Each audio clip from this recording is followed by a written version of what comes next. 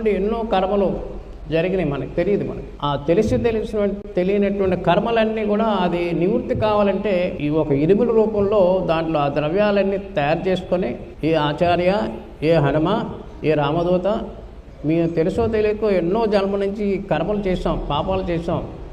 ఋషులు చెప్తున్నారు కదా, 84 లక్షల జీవరాశులుగా పుట్టి చనిపోయారా బిడ్డ, ఆఖరిగా మానవ జన్మ వచ్చింది. ఈ మానవ జన్మలో నువ్వు నివృత్తి చేసుకో అని ఋషులు మహాత్ములు చెప్తున్నారు. కాబట్టి ఇగో ఈ ఏదైతే కర్మ నివారణ కోసం ఈ ద్రవ్యాన్ని మీకు సమర్పిస్తున్నాను అని ఆ ఇరుముల్లో ఉండాల్సిన అవన్నీ ఉండాలి. ఏదో కొబ్బరికాయ పట్టుకొచ్చి పెడితే అది ఇరుముడు అనదు. ఇప్పుడు దీనికి నియమాన్ని మీరు పాటించాలి. పూజా విధానంలో ఏముందంటే దాని ప్రకారంగా పాటించాలి. ఇరుముడు ఇచ్చిన తర్వాత ఏం చేయాలి? మాలా విరమణ సమయంలో మాల తీసి మీకు చేతికి ఇస్తారన్నమాట. మాలను పారేయకుండా మళ్ళీ మీరు ఇంటికి తీసుకొని జాగ్రత్తగా భద్రపరచుకోవాలి.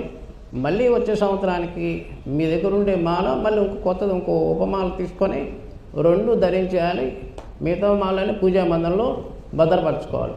మాల పారేయకూడదు. అలాగే ఇరుముల్లో బూరితంలో కొబ్బరికాయ ఉంటుంది కదా, ఆ కొబ్బరికాయ స్వామివారికి చూపించి మీకు రక్ష కడతారు. ఆ నారికలానికి అది ఇంటి ముఖద్వారానికి కట్టుకోవాలి.